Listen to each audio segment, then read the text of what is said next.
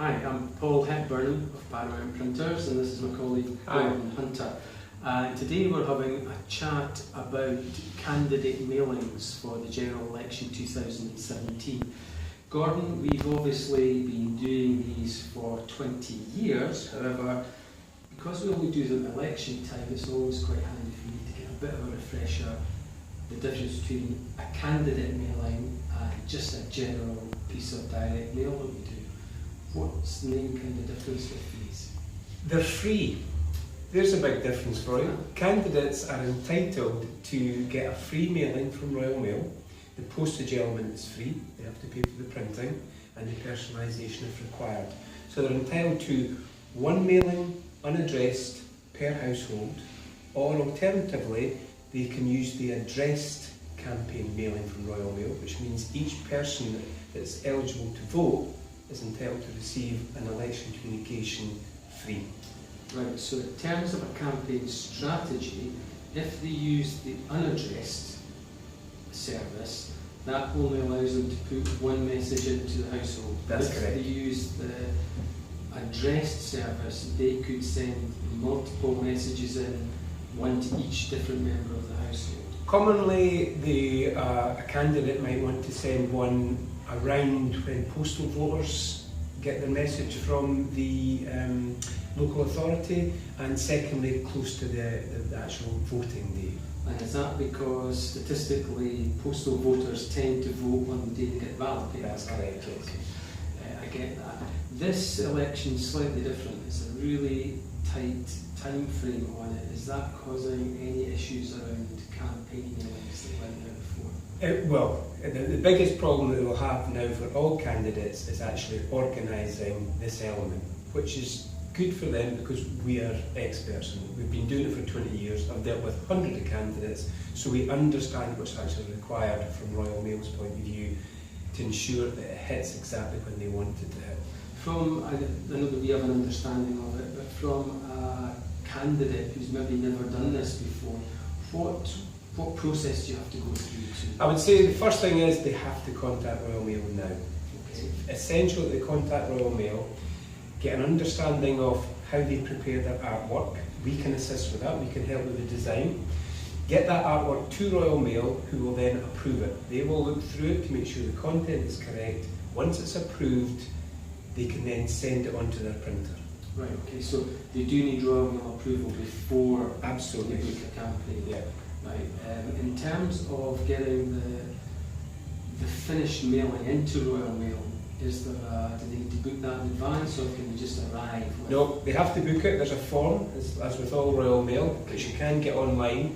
They have to book it in very specifically a time. Again, we've got a lot of experience dealing with Royal Mail. We introduced 2 elections ago a new system. Most people send it in boxes and bags, which can be a pain in the backside for Royal Mail.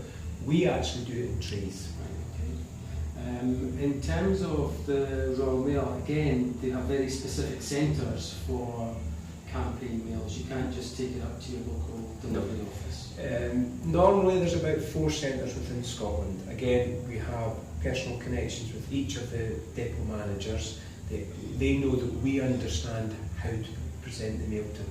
I think that Craig in production and Mel in production both have really quite good contacts with the managers. And that becomes really important when there's any complications, and with this, it's quite a complicated process. And we've never had any mail rejected by Royal Mail. They know that we understand what they require to make this work. Any other complications with campaign mailing that we should be looking at just now that people need to be aware of? I think, importantly, if you've decided to go for an addressed mail, it's understanding how it actually works. So you've selected who you want to send to, you'll have your data, you send that over, and the way it's presented. So you've got 3 options. You can take your communication piece and personalise that element, as long as it has as election communication. You can personalise it and then put it in an envelope, as long as the address and election communication shows through the envelope. Or the last one is, you can actually print the name and address and election communication on an envelope. The good bit for the candidate is, we have the ability to print envelopes, so we can do everything in-house which allows us to control every element of it. Yeah, I've noticed that when there are really tight turnaround times that we can get approval, we can have started to print, we can immediately start personalising, we can do the envelopes and the filling almost immediately, so there's no lead time where all the items have to come together. No, it comes back to ensuring the candidate has booked it in with Royal Mail, letting us know when that is. We'll work back from that day and control it for them so they've got peace of mind, so they know that they've sent the artwork in, we know the delivery date, we'll make sure it hits in a format that allows Royal Mail just to take it and process it. And I think as well we've got a team here who have a lot of experience with that, and they're quite happy to talk to potential candidates whether they go ahead with the product or not, just to give them the run through the explanation. We've only had 3 or 4 days of the election, and I've already spoken to 5 or 6 candidates based around preparing artwork and getting it into Royal Mail.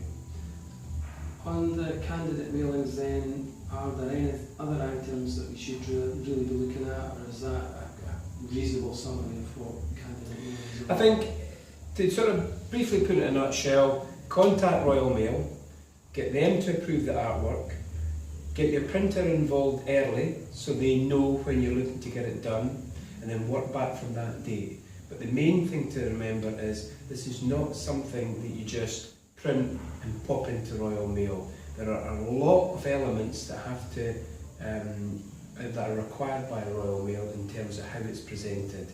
And from that point of view, Paramount's been doing it for 20 years for hundreds of candidates. So you've got the peace of mind knowing that we know what we're doing. Good. Excellent. Thanks a lot for that, Gordon. Thank I you. hope that that's useful.